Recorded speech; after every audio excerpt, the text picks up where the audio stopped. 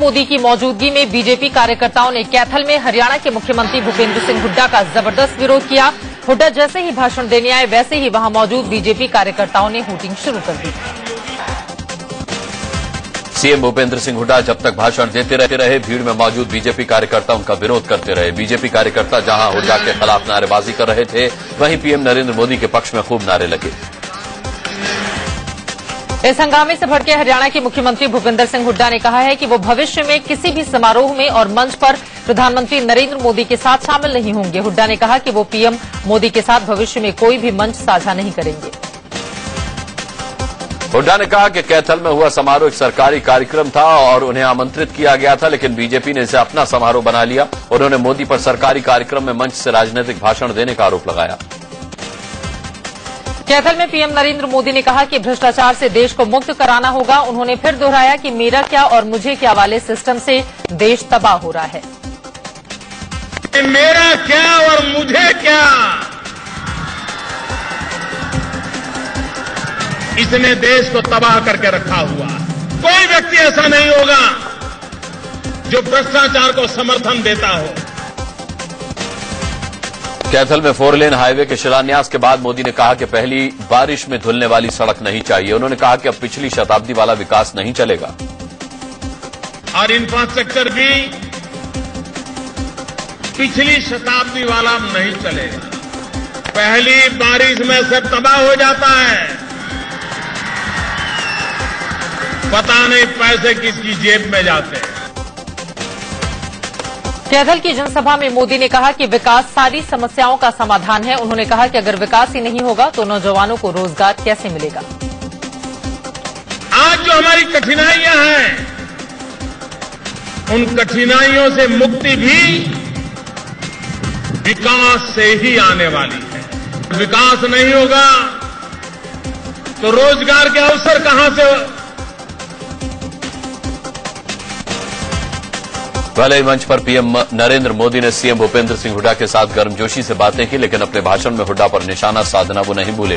PM ने कहा कि केंद्र की कई योजनाएं हरियाणा में लटकी हुई हैं और उन पर काम नहीं हो रहा है। पीएम नरेंद्र मोदी ने कैथल में हाईवे 4 लेन प्रोजेक्ट की आधारशिला रखी। बटन दबाकर उन्होंने कैथल से सिवानी तक लंबी 4 लेन सड़क का शिलान्यास किया। इस मौके पर सीएम भूपेंद्र सिंह हुड्डा, केंद्रीय सड़क परिवहन मंत्री नितिन गडकरी भी मौजूद रहे। कैथल से सिवानी तक 168 किलोमीटर लंबी सड़क का 4 लेन के इस प्रोजेक्ट में 1400 करोड़ रुपए का खर्च आएगा। इस प्रोजेक्ट में 23 अंडरपास, 21 किलोमीटर लंबी सर्विस रोड, 7 शहरों में बाईपास और 4 शहरों में रेलवे ओवरब्रिज बनेंगे। बीजेपी अध्यक्ष अमित शाह ने कहा कि बीजेपी का रास्ता लखनऊ से दिल्ली पहुंचा और अब यूपी से बहुमत लाना है। लखनऊ के निराला नगर में कार्यकर्ता सम्मेलन में शाह ने कहा कि यूपी में बीजेपी को मजबूत करना है ताकि सरकार बन सके। कार्यकर्ताओं को संबोधित करते हुए अमित शाह ने पीएम मोदी की जमकर तारीफ की। उन्होंने कहा कि मोदी लगातार काम करते हैं, वो न सोते हैं और न सोने देते हैं। मैं अभी मंत्रिमंडल में नहीं हूं, मेरे जो साथी हैं उनके लिए कहता हूं कि मोदी जी सोते भी नहीं हैं और सोने देते भी नहीं हैं। इससे पहले बीजेपी अध्यक्ष अमित शाह ने लखनऊ में बीजेपी दफ्तर में अहम बैठक की। बैठक में बीजेपी नेताओं के साथ उन्होंने विधानसभा उपचुनाव को लेकर मंत्रणा की और चुनावी रणनीति बनाई। इससे पहले बीजेपी अध्यक्ष बनने के बाद पहली बार यूपी पहुंचे अमित शाह का जोरदार स्वागत किया गया। लखनऊ के बीजेपी दफ्तर में अमित शाह की फूल मालाओं से अगवानी की गई। बीजेपी के राष्ट्रीय अध्यक्ष अमित शाह कल पीएम के संसदीय क्षेत्र वाराणसी के दौरे पर जाएंगे। यहां अमित शाह प्रधानमंत्री के जनसंपर्क कार्यालय का उद्घाटन करेंगे, जिसे मिनी पीएमओ का नाम दिया जा रहा है। समाजवादी पार्टी में अमर सिंह की वापसी के कयास और तेज हो गए हैं। लखनऊ में अमर ने SP supremo Mulayam Singh Yadav, UP के सीएम अखिलेश यादव और शिवपाल यादव से मुलाकात की। हालांकि अमर ने ये नहीं बताया कि बात क्या हुई। हंगामा है के ऊपर मुलाकात ही तो की है, चोरी तो नहीं की है, डाका तो नहीं डाला है। अमर सिंह और मुलायम सिंह यादव की ये मुलाकात करीब 40 मिनट तक चली। हालांकि अमर सिंह का कहना है कि ये सियासी नहीं, निजी और पारिवारिक मुलाकात थी। मेरी निजी मुलाकात है, पारिवारिक मुलाकात है। मुलायम सिंह मेरा अग्रज है, अखिलेश मेरा बेटा है। समाजवादी पार्टी में वापसी को लेकर अमर सिंह कुछ नहीं कह रहे, लेकिन उन्होंने ये संकेत जरूर दिया है कि मुलायम सिंह यादव बुलाएंगे तो वो ना नहीं कहेंगे। 5 अगस्त को भी अमर सिंह ने मुलायम के साथ मंच साझा किया था। अमर की राज्यसभा सदस्यता भी इसी साल खत्म हो रही है और माना जा रहा है कि वो इसीलिए मुलायम से मेलजोल बढ़ा रहे हैं। मन मौजी हूँ, मन की मौज है। आप राज्यसभा जाने की कह रहे हैं। मैं अभी 21 तारीख को लंदन से कनाडा, कनाडा से दुबई, दुबई से हंगरी, बुडापेस्ट जा रहा हूँ। भारत के विरोध के बावजूद पाकिस्तान के उच्चायुक्त ने फिर कश्मीर के अलगाववादी नेताओं से मुलाकात की। आज सैयद अली शाह गिलानी दिल्ली में पाक उच्चायुक्त अब्दुल बासित से मिले। गिलानी ने वार्ता रद्द करने के भारत के फैसले को गलत बताया। गिलानी के बाद एक और अलगाववादी नेता यासिन मलिक ने भी दिल्ली में पाकिस्तानी उच्चायोग में उच्चायुक्त अब्दुल बासित से मुलाकात की। यासिन मलिक ने कहा कि पीएम नरेंद्र मोदी उदारता नहीं दिखा रहे। ऐसे पहले जब गिलानी पाकिस्तान के उच्चायुक्त अब्दुल बासित से मिलने पहुंचे तो उन्हें जबरदस्त विरोध का सामना करना पड़ा। इस मुलाकात का विरोध कर रहे हिंदू क्रांति सेना के कार्यकर्ता गिलानी की कार के आगे खड़े हो गए। पुलिस ने कड़ी मशक्कत के बाद इन्हें हटाया। उधर बातचीत बंद करने के भारत के फैसले पर पाकिस्तान ने ऐतराज जताया है। अलगाववादियों से मुलाकात के चलते भारत ने विदेश सचिव स्तर की वार्ता रद्द कर दी थी। पाकिस्तान ने कहा है कि ऐसे फैसले से दोस्ताना रिश्ते बढ़ाने की कोशिश पर गहरा धक्का लगा है। पाकिस्तान के साथ बातचीत रद्द करने के फैसले को गृह मंत्री राजनाथ सिंह ने सही ठहराया। उन्होंने कहा कि सचिव स्तर की वार्ता से पहले अलगाववादियों से पाक उच्चायुक्त की मुलाकात सही नहीं है। हमारे सारे सीसीएस के लोगों ने परस्पर हम लोगों ने आपस में बातचीत करके ये फैसला किया था कि पाकिस्तान के हाई कमिश्नर को अलगाववादियों से बात नहीं करनी चाहिए। भले ही पाकिस्तान के साथ सचिव स्तर की वार्ता रद्द हो गई हो, लेकिन कांग्रेस ने मोदी सरकार को निशाने पर लिया। कांग्रेस नेता आनंद शर्मा ने कहा कि यूपीए सरकार ने मुंबई हमले के बाद पाकिस्तान से वार्ता बंद कर दी थी, तो फिर केंद्र ने बातचीत की पहल क्यों की। शिवसेना प्रमुख उद्धव ठाकरे ने कहा कि पाकिस्तान के साथ सख्ती से पेश आना चाहिए। उन्होंने कहा कि पाकिस्तान के साथ वार्ता की कोई पहल नहीं होनी चाहिए थी, क्योंकि पाकिस्तान बातचीत करने लायक ही नहीं है। जम्मू कश्मीर के कुपवाड़ा में एक आतंकवादी को मार गिराया गया। बलवान सेक्टर में जब आर्मी की ओर से सर्च ऑपरेशन चलाया जा रहा था, तभी वहां छिपे आतंकियों ने फायरिंग शुरू कर दी। जवाबी कार्रवाई में एक आतंकवादी मारा गया। पाकिस्तान अपनी नापाक हरकतों से बाज नहीं आ रहा है। बीती रात जम्मू के अरनिया सेक्टर में देर रात फिर फायरिंग की गई। पाकिस्तान की इस फायरिंग का बीएसएफ की तरफ से मुंहतोड़ जवाब दिया गया। बीएसएफ के डायरेक्टर जनरल डीके पाठक ने कहा है कि पाकिस्तान की फायरिंग का मुंहतोड़ जवाब दिया जाता है। उन्होंने कहा कि फायरिंग की आड़ में पाकिस्तान आतंकियों की घुसपैठ कराने की फिराक में है। देखिए, उल्लंघन ये पाकिस्तान की तरफ से हो रहा है। फर्स्ट फायर उनकी तरफ से आता है, लेकिन जब फर्स्ट फायर आता है तो हम चुपचाप नहीं बैठ सकते। जब एक बार फायर आता है तो उसका हम बहुत जबरदस्त जवाबी कार्रवाई करते हैं। सेना प्रमुख जनरल दलबीर सिंह सुहाग ने भारतीय सीमा में चीनी सेना के घुसपैठ करने की खबरों को खारिज कर दिया है। ऐसी खबरें आई थी कि चीन की पीपुल्स लिबरेशन आर्मी के जवान लद्दाख के पास करीब 25 किलोमीटर तक भारतीय सीमा में घुस आए थे। चीनी सैनिकों ने पोस्टर भी लहराए थे जिसमें लिखा हुआ था कि ये चीनी इलाका है, यहां से लौट जाओ। आम चुनाव में सबसे करारी हार के बाद कांग्रेस को एक और झटका लगा है। लोकसभा अध्यक्ष सुमित्रा महाजन ने फैसला दिया है कि सदन में नेता विपक्ष नहीं होगा। उन्होंने कांग्रेस अध्यक्ष सोनिया गांधी को चिट्ठी लिखकर यह जानकारी दी। लोकसभा अध्यक्ष सुमित्रा महाजन ने कहा है कि नियम के मुताबिक नेता विपक्ष के पद पर दावा करने के लिए किसी राजनीतिक दल के पास 55 सांसद होने चाहिए, जबकि वर्तमान लोकसभा में दूसरे सबसे बड़े दल कांग्रेस के सदस्यों की संख्या महज 44 है। केंद्र सरकार आरटीओ यानी कि रीजनल ट्रांसपोर्ट ऑफिस की व्यवस्था को खत्म करने वाली है। सड़क परिवहन मंत्री नितिन गडकरी ने ऐलान किया है कि आरटीओ की जगह कुछ ही महीनों में एक नई व्यवस्था शुरू की जाएगी। प्रधानमंत्री नरेंद्र मोदी ने योजना आयोग की जगह नई संस्था बनाने को लेकर जनता से आइडिया मांगा है। 15 अगस्त को लाल किले से पीएम ने योजना आयोग खत्म कर नई संस्था बनाने का ऐलान किया था। प्रधानमंत्री नरेंद्र मोदी 28 अगस्त को पीएम जन धन योजना लॉन्च कर सकते हैं। इस योजना के तहत गरीबों के बैंक अकाउंट खुलेंगे और उनका 1 लाख का बीमा किया जाएगा। दिवंगत बीजेपी नेता गोपीनाथ मुंडे की बेटी पंकजा मुंडे ने महाराष्ट्र में विधानसभा चुनाव को देखते हुए चुनावी बिगुल फूंक दिया है। पंकजा राज्यव्यापी संघर्ष यात्रा शुरू करने जा रही हैं। 2 सप्ताह चलने वाली यात्रा में पंकजा राज्य की 79 विधानसभाओं का दौरा करेंगी। बिहार में विधानसभा उपचुनाव के लिए वोट मांगने दरभंगा पहुंचे सीएम जीतन राम मांझी ने जनता को ही पागल कह दिया। कोई काम नहीं होता हल्ला करने से, चुपचाप रहो। तुम हल्ला करोगे तो कह देंगे कि तुम्हारे लिए कुछ नहीं होगा। हल्ला करते रहो। पागल। दरअसल दरभंगा में एक चुनावी रैली के दौरान कुछ लोग हंगामा कर रहे थे। सीएम मांझी ने उनसे चुप रहने को कहा। सीएम की अपील के बाद भी जब प्रदर्शनकारी चुप नहीं हुए तो सीएम नाराज हो गए। गैस कीमतें तय करने को लेकर रिलायंस के खिलाफ जांच के मामले में केजरीवाल को झटका लगा है। दिल्ली सरकार के वकील ने हाईकोर्ट में कहा है कि एंटी करप्शन ब्यूरो के पास इस मामले में जांच का कोई अधिकार नहीं है।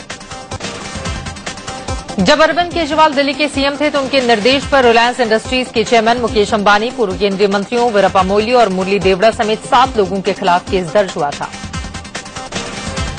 दिल्ली में सरकार को लेकर असमंजस की स्थिति के बीच सुप्रीम कोर्ट ने केंद्र सरकार से जवाब मांगा है। सुप्रीम कोर्ट ने पूछा है कि दिल्ली विधानसभा भंग की जा रही है या नहीं।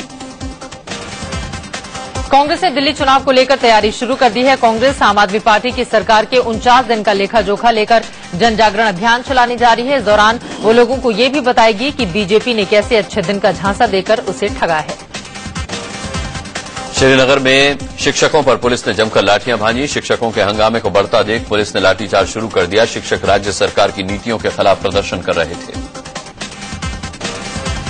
पुलिस ने प्रदर्शन कर रहे शिक्षकों को दौड़ा कर पीटा। लाठीचार्ज के बाद भी शिक्षकों का प्रदर्शन जारी रहा। लाठीचार्ज से कई कर्मचारियों को गंभीर चोटें आई हैं। दरअसल इन शिक्षकों को पिछले 8 महीने से वेतन नहीं मिला।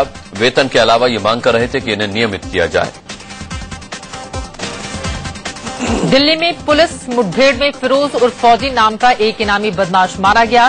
सोनिया विहार इलाके में हुए इस एनकाउंटर में बदमाश फिरोज गंभीर रूप से जख्मी हो गया था और बाद में अस्पताल में दम तोड़ दिया। दिल्ली पुलिस के कांस्टेबल शिवराज तोमर की हत्या के आरोपी फिरोज के सोनिया विहार में आने की सूचना स्पेशल सेल को मिली थी। पुलिस ने उसे सरेंडर करने को कहा, लेकिन उसने गोलियां चला दी, जिसके जवाब में पुलिस ने भी फायरिंग की।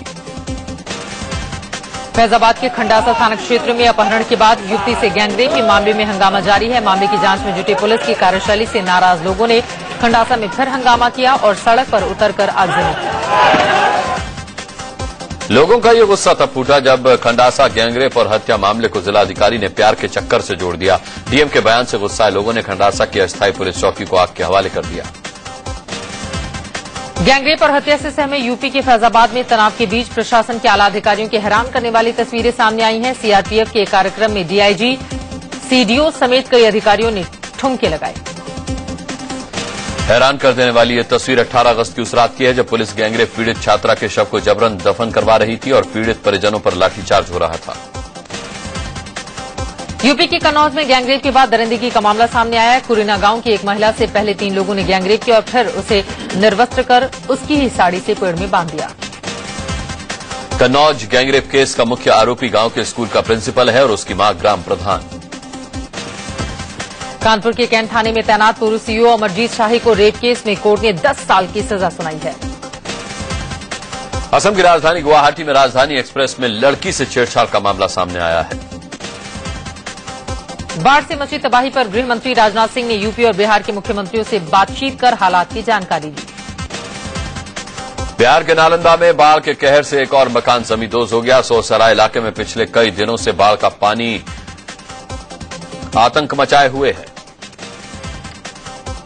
जमींदोज हुए मकान की चपेट में 3 और मकान आ गए, जिससे उनकी दीवारें भी भरभराकर गिर गई।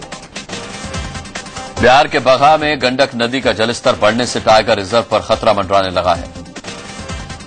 बिहार के गोपालगंज जिले में गंडक नदी का पानी लोगों पर कहर बनकर टूटा है। यूपी के अलग अलग जिलों से आई बाढ़ की तस्वीरें देखिए। मरने वालों की तादाद 56 हो गई है। राज्य के 9 जिलों में बाढ़ की स्थिति बनी हुई है। बाढ़ से सबसे ज्यादा भयावह हालात यूपी के बहराइच जिले में है। यहां अब तक बाढ़ के चलते 29 लोगों की मौत हो चुकी है। यूपी के कुशीनगर में नारायणी देवी का पानी तबाही मचा रहा है। यहां की तमकोही तहसील के दर्जनों गांव बाढ़ का पानी घुस गया। यूपी के आजमगढ़ में घाघरा नदी खतरे के निशान से करीब 1 मीटर ऊपर बह रही है। घाघरा नदी के उफान से कई इलाके बाढ़ की चपेट में हैं। यूपी के फैजाबाद में सरयू नदी खतरे के निशान से ऊपर पहुंच गई है। प्रति घंटे 1 सेंटीमीटर की रफ्तार से जलस्तर बढ़ रहा है। नेपाल में बनबसा बैराज से घाघरा में भारी मात्रा में छोड़े गए पानी ने यूपी के गोंडा में तबाही मचानी शुरू कर दी है।